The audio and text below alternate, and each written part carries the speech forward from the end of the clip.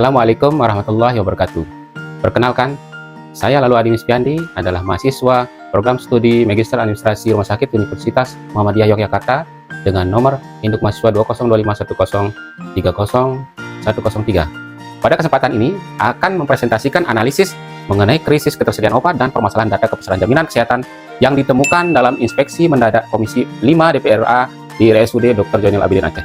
Melalui kasus ini, saya akan menjelaskan bagaimana permasalahan tersebut mempengaruhi pelayanan rumah sakit, serta keputusan strategis apa yang dapat diambil dari perspektif manajemen farmasi rumah sakit. Berita ini menunjukkan bahwa terdapat dua persoalan yang terjadi secara bersamaan. Pertama, banyak peserta JKN kategori desil 1-5 yang status kepesertaannya tidak aktif sehingga mengalami kendala dalam memperoleh pelayanan kesehatan. Kedua, rumah sakit mulai mengalami penurunan ketersediaan obat sehingga masyarakat turut mengeluhkan kualitas pelayanan rumah sakit. Kedua masalah ini sebenarnya saling berkaitan. Ketika pembiayaan pelayanan terganggu akibat masalah administrasi kesehatan, kondisi tersebut dapat mempengaruhi arus kas rumah sakit, sehingga dampaknya tidak hanya pada aspek keuangan, tetapi juga pada kemampuan rumah sakit dalam hal penyediaan obat secara berkelanjutan. Oleh karena itu, isu ini menjadi sangat strategis, karena berdampak langsung terhadap keselamatan pasien, kemudian kontinuitas terapi yang selanjutnya berdampak terhadap kepuasan masyarakat, mempengaruhi stabilitas keuangan rumah sakit, serta mempertaruhkan reputasi rumah sakit sebagai penyedia layanan kesehatan. Dari kondisi tersebut, muncul pertanyaan penting. Apa sebenarnya akar penyebab dari permasalahan ini? Apabila dianalisis lebih mendalam, permasalahan ini bukan hanya disebabkan oleh berkurangnya stok obat. Krisis tersebut merupakan akibat dari beberapa faktor yang saling mempengaruhi. Dari sisi regulasi, terdapat perubahan data penerimaan bantuan serta proses sinkronisasi data yang belum optimal. Hal ini menyebabkan sebagian masyarakat dengan status kepesertaan aktifnya. Selanjutnya dari sisi keuangan, terganggunya proses pembiayaan pelayanan berdampak pada menurunnya arus kas rumah sakit. Kondisi ini kemudian berpengaruh terhadap kemampuan rumah sakit dalam pengadaan obat secara tepat. Dari aspek farmasi sendiri, muncul permasalahan berupa keterlambatan pengadaan obat, buffer stok yang belum memadai, serta ketergantungan terhadap distributor tertentu sehingga risiko kekosongan obat menjadi semakin tinggi. Selain itu, sistem informasi yang belum terintegrasi secara optimal menyebabkan monitoring stok maupun data peserta belum dapat dilakukan secara real time. Jadi dengan demikian dapat kita simpulkan bahwa akar permasalahan dari tidak hanya berada pada instalasi farmasi, melainkan melibatkan sistem pembayaran, tata kelola data, manajemen logistik, dan sistem informasi rumah sakit. Jadi apabila kondisi tersebut tidak segera ditangani, maka akan muncul berbagai dampak yang lebih luas. Dampak pertama yang tentu dirasakan oleh pasien. Mereka berpotensi mengalami keterlambatan terapi, penggantian obat yang tidak sesuai dengan rencana awal, sehingga menurunnya kepuasan terhadap pelayanan rumah sakit. Bagi instalasi farmasi, kondisi ini menunjukkan risiko terjadinya stock out pada obat-obatan esensial, mengganggu proses pengadaan, serta menyulitkan distribusi obat ke unit pelayanan. Sementara itu, bagi rumah sakit secara keseluruhan, dampak berupa penurunan mutu pelayanan, meningkatnya komplain masyarakat, hingga menurunnya kepercayaan publik terhadap rumah sakit sebagai rumah sakit rujukan utama di daerah Aceh.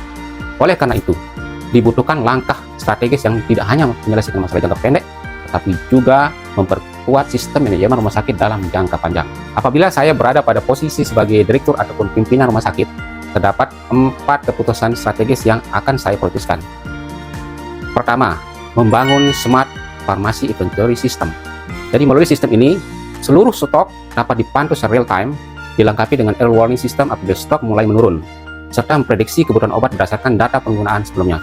Dengan demikian, keputusan pengadaan dapat dilakukan lebih cepat dan risiko kosongan obat dapat diminimalkan. Keputusan yang kedua yang saya ambil, membentuk tim crisis supply chain management yang terdiri dari berbagai unit terkait, seperti instalasi farmasi, keuangan, logistik, serta manajemen rumah sakit. Tim ini bertugas melakukan monitoring stok setiap hari, mengidentifikasi obat-obatan kritis, serta menyusun langkah mitigasi apabila terjadi gangguan pasokan.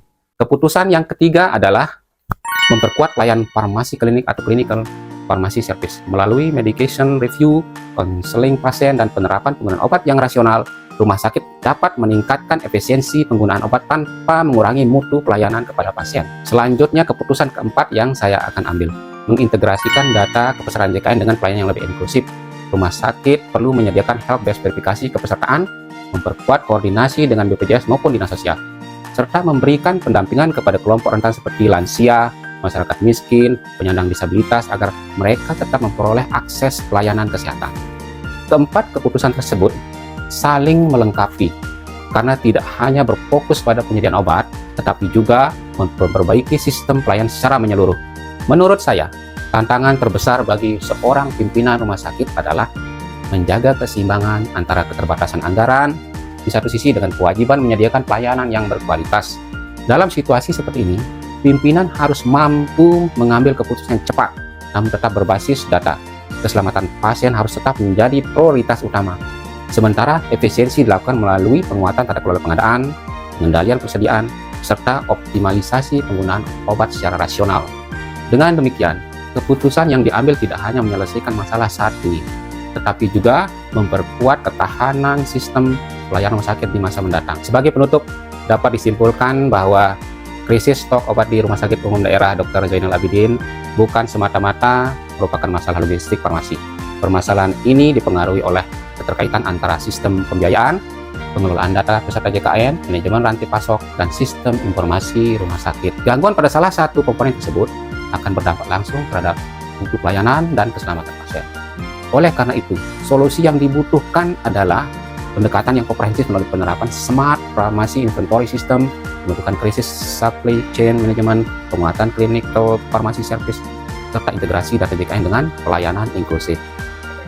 Analisis ini juga dapat dijelaskan menggunakan konsep supply chain management farmasi, pharmaceutical inventory control melalui metode ABC, PEF, serta hospital governance, sehingga keputusan yang diambil bersifat strategis, sistematis, dan berorientasi pada peningkatan mutu pelayanan rumah sakit. Demikian presentasi terkait isu krisis stok obat dan permasalahan data jaminan kesehatan di RSUD Dr. Zainal Abidin Aceh. Saya ucapkan terima kasih atas perhatiannya. Wassalamualaikum warahmatullahi wabarakatuh.